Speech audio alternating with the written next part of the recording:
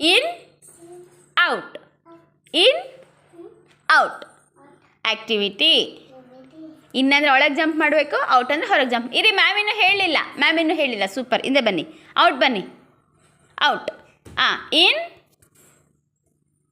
jump, in yes, out, in out, in out,